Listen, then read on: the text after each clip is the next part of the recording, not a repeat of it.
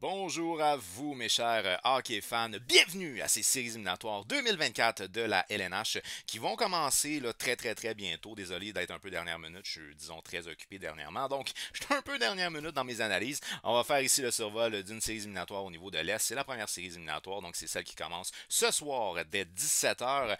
Et c'est celle qui opposera les Hurricanes de la Caroline aux Islanders de New York. Il y a eu un changement au niveau de la caméra. J'espère que ça va paraître au niveau de la diffusion, que la qualité est un petit peu différente, ou en tout cas le plan est un petit peu plus large au gros minimum.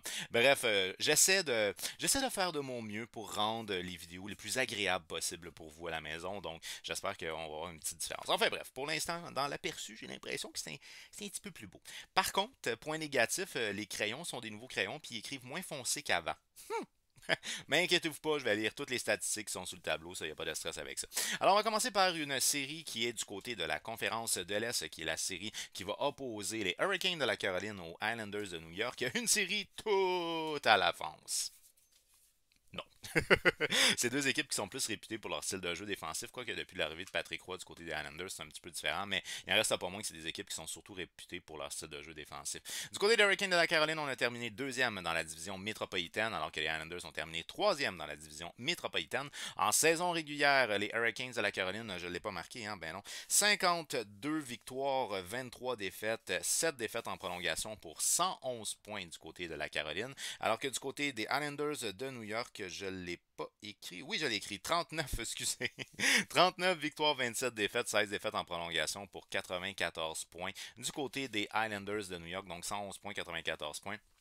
Du côté des Islanders de New York, on a connu une saison très up and down, j'aimerais dire. Parce que du côté des Islanders, ben déjà, on a remplacé notre entraîneur-chef, Len Lambert, qui a été remercié de ses bons services. En tout cas, il a été remercié de ses services le 20 janvier. Il a été remplacé par un entraîneur qu'on connaît bien du côté du Québec, qui est Patrick Roy. Et avec l'arrivée de Patrick Roy, je vous dirais que ça n'a peut-être pas eu l'effet escompté. Lou Lamoriello pensait vraiment que l'organisation allait être, je dirais, plus compétitive, sans nécessairement avoir un changement total au niveau de l'identité de l'équipe, mais au moins une équipe qui allait avoir plus de hang dans son jeu. Ça l'a pris du temps, mais on dirait que les Islanders ont pogné leur tempo avec leur nouvel entraîneur-chef. Et tant mieux là, pour ce qui est des Islanders de New York, parce que on a eu des bons espoirs sous Barry Trotz, mais c'était un style de jeu qui était un peu plate. C'est un style de jeu qui était très défensif. Mais enfin bref. On avait remplacé Barry Trotz par Len Lambert, qui était son assistant finalement. Fait qu'il n'y avait pas eu un gros changement au niveau de l'identité. Là, tranquillement, on voit une équipe qui a un peu plus de hang, puis peut-être un petit peu plus de punch à l'attaque.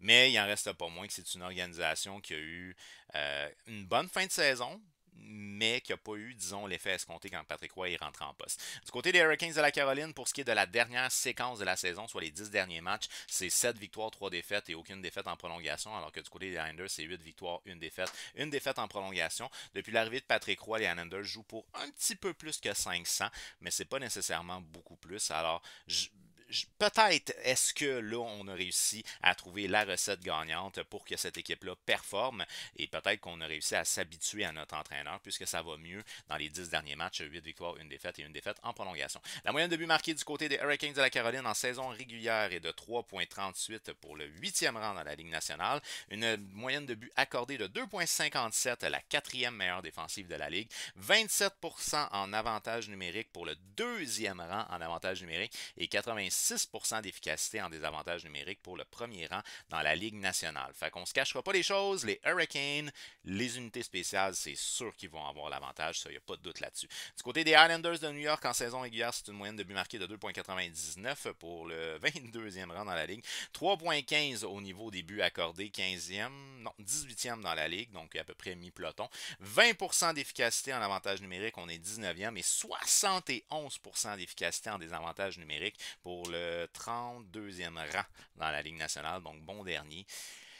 Les unités spéciales vont clairement dans le sens des Hurricanes de la Caroline, puis c'est deux organisations qui ont quand même de la profondeur. Et ça va être intéressant puisqu'en série, la profondeur est très importante.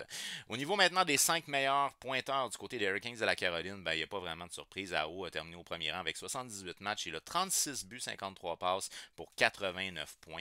Une excellente saison pour ce qui est de Sébastien Aho qui s'est approché à pas grand-chose du 40 buts. C'est pas une équipe qui est réputée comme ayant genre mettons, deux joueurs qui sont au-dessus de tout le monde. Mais Sébastien Aho, saison après saison, c'est le gars qui est le plus performant. Par contre, 7 Jarvis. Seth Jarvis, lui, a terminé au deuxième rang et âgé, je pense, de 22 ans. Je ne fais pas erreur exactement. 22 ans pour ce qui est de Seth Jarvis. 81 matchs, 33 buts, 34 passes et 67 points. C'est balancé. Seth Jarvis, c'est un jeune joueur qui devrait normalement, et je dis bien normalement, là, quand il va être vraiment à son apogée, qui devrait être capable de challenger Sébastien Aho au niveau de la production offensive.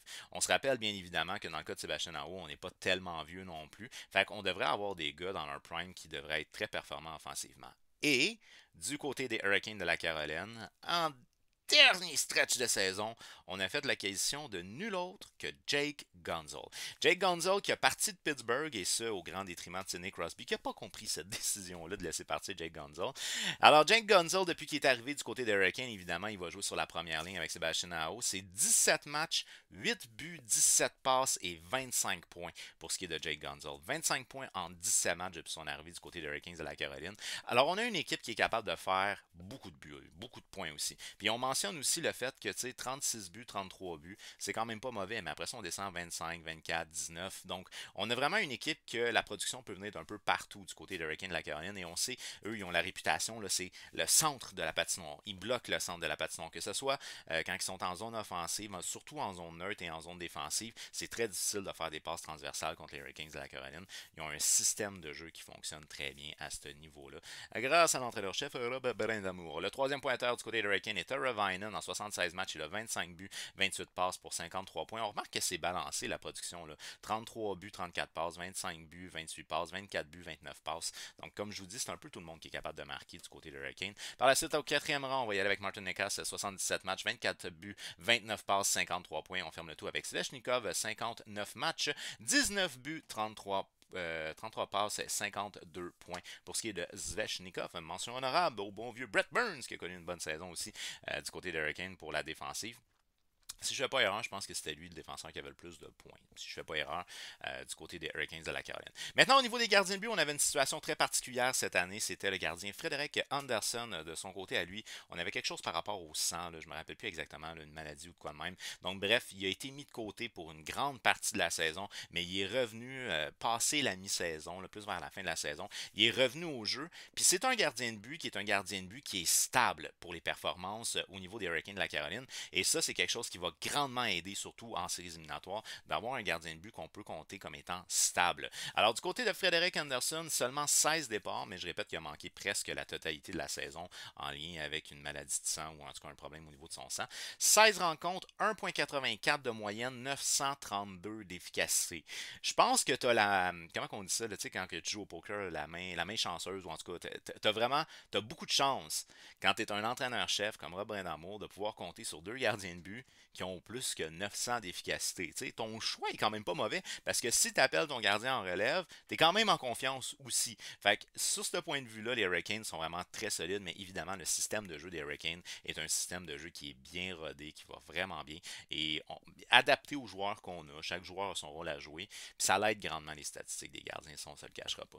Du côté maintenant du gardien dit auxiliaire, mais qui a été évidemment le partant en lien avec l'absence d'Anderson pendant la saison régulière. C'est pas Ranta qui va devenir partant. Là. C'est un gardien de but qui rush par bout et qui est souvent blessé en plus. D'abord, ça a été Kochetkov. Well, désolé si je prononce mal son nom.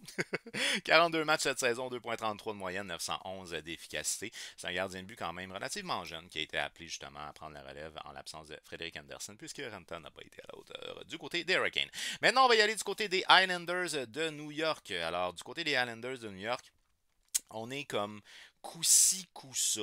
C'est pas une équipe qui a été très performante, mais on rentre en séries éliminatoires confiant. On a eu une bonne séquence pour finir la saison. C'est une organisation qui est assurément le underdog dans cette série-là, donc on peut utiliser cette motivation-là pour justement performer encore plus puis faire face le plus le plus fort et le plus longtemps possible à une organisation qui est une organisation complète. Donc, du côté des Islanders de New York, Matthew Barzal est le meilleur pointeur. En 80 matchs, 23 buts, 57 passes pour 80 points. Donc, une très bonne saison sur un point de vue offensif pour ce qui est de Matthew Barzal. Le jeune défenseur Noah Dobson.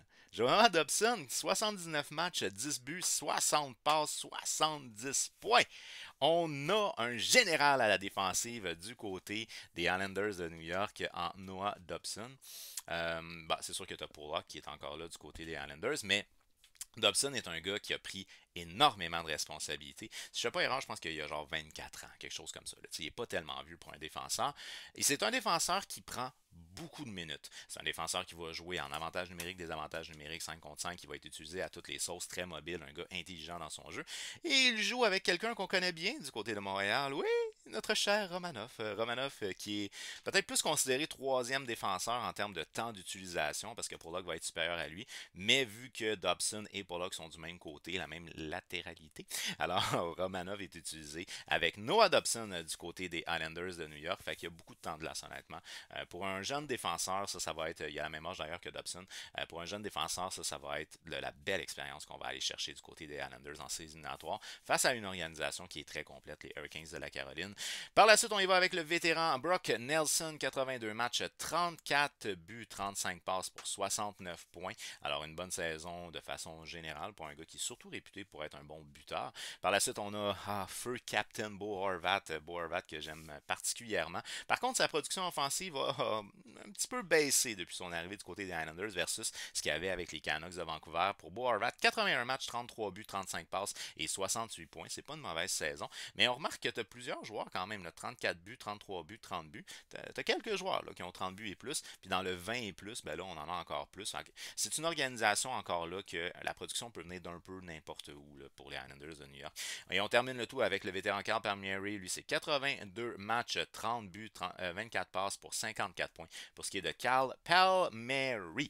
Maintenant, pour ce qui est des gardiens de but, eh bien, du côté des gardiens de but, on a un gardien qui est probablement parmi les gardiens de l'élite du côté des Islanders de New York, qui est Ilya Sorokin. Sorokin, lui, c'est en 56 matchs, 3.01 de moyenne, 929 d'efficacité. C'est quand même pas piqué des verres, là. 929 puis 932. C'est là qu'on observe, hein? On se fait plaisir, on se fait plaisir. C'est là qu'on observe que le système de jeu peut être quand même largement à l'avantage d'un gardien de but. Pourquoi? Parce que un gardien de but qui va jouer dans une équipe qui accorde, exemple, beaucoup de tirs, mais que ce pas des tirs qui sont dans le bas de l'enclave, qui sont pas nécessairement dangereux, qui viennent plus de l'extérieur, ça va augmenter son pourcentage, sa moyenne, puis tout ça. On regarde Frédéric Anderson, 1.84 de moyenne de but accordé, 932 d'efficacité. Sorokin, 3.01 de moyenne. 1.84, 3.01, tu te dis, Sorokin n'est pas si fort que ça. Mais pourtant, quand tu arrives avec l'efficacité, 9.32, 9.29, on est presque à 9.30 du côté de Sorokin. Fait que Sorokin, là, à pratiquement 9.30, est excellent. C'est juste que le système de jeu n'est pas aussi hermétique du côté des Islanders qu'il l'est du côté des Hurricanes de la Caroline. Puis ça, ben, ça donne un 1.84 pour Anderson versus un 3.01 pour ce qui est de Ilya Sorokin. J'ai pas pensé de checker le nombre de tirs accordés, mais probablement qu'il y a un débalancement assez important au niveau des tirs accordés entre les deux organisations. Alors, on va continuer maintenant. Sorokin qui est peut-être un des meilleurs gardiens de but de la LNH. 56 matchs quand même, là, il a vu beaucoup de glace. Et par la suite, on a le gardien de but auxiliaire qui a eu le vote de confiance de son entraîneur-chef, Patrick Roy, qui a mentionné qu'il avait gagné le Jack Adams avec Varlamov. On se rappelle que Varlamov était anciennement du côté de l'Avalanche du Colorado à l'époque où Patrick Roy avait coaché l'Avalanche du Colorado. Pour ce qui est de Varlamov, c'est 28 matchs, 2.60 de moyenne et 918 d'efficacité. Encore là, c'est deux très bons gardiens qu'on a du côté des Islanders de New York aussi. Par contre, c'est ça. C'est que du côté des Hurricanes de la Caroline, c'est une équipe qui est bien rodée. Ça fait des années qu'on joue ensemble. On se connaît très bien. Pour ceux qui se posent la question, oui, Kotkaniemi a bel et bien été utilisé sur la quatrième ligne cette saison du côté des Hurricanes. Pour le dernier match, si je ne fais pas erreur, je pense qu'il était sur la deuxième ligne. Kuznetsov aussi est utilisé sur la quatrième ligne. Fait on a de la profondeur pour piquer des verres du côté des Hurricanes de la Caroline. Alors que du côté des Islanders de New York, c'est plus des rôles. Donc on a des gars qui connaissent très bien leur rôle et qui les jouent. Fait que écoutez, c'est une symbiose qui est intéressante des deux côtés. Par contre, je pense que du côté des Hurricanes de la Caroline, on a vraiment une structure de jeu qui est une structure de jeu qui a fait ses preuves au travers des saisons. Puis c'est une structure de jeu que elle bloque beaucoup les possibilités d'opportunités offensives et c'est pas les Islanders qui en créent le plus. Alors, pour ce qui est de l'avantage des unités spéciales, pour ce qui est du système de jeu que je vois plus solide du côté des Hurricanes de la Caroline, ma prédiction à moi sera bien évidemment une victoire des Hurricanes de la Caroline. J'ai mis mon crayon ici. Alors, une victoire des Hurricanes de la Caroline, puis je vais pas être délicat puisque les Hurricanes de la Caroline vont ramasser les Islanders de New York et ce, en 4 match. Balayage des Hurricanes à la Caroline pour ce qui est de moi, pour ma prédiction entre cette série-là dans la division métropolitaine. Faites-moi savoir d'après vous qui va gagner et en combien de matchs. Est-ce que je suis trop optimiste avec un balayage en 4? Est-ce que vous pensez que cette série-là pourrait se rendre jusqu'en 7? Pourquoi pas? Deux équipes balancées. Est-ce que vous pensez que Patrick Roy et sa troupe va surprendre le monde même du Paris sportif et qui vont ramasser cette série-là? Eh bien, faites-le moi savoir en commentaire. On n'oublie pas, on fait un petit j'aime à cette vidéo-là. On la partage aussi pour être un maximum de hockey fans à jaser de hockey. On s'abonne et active la petite cloche puisque oui, il y a d'autres previews pour les séries éliminatoires 2024 qui s'en viennent très prochainement. Alors restez connectés mes chers hockey fans puisqu'on se revoit très bientôt. D'ici là, bonne série!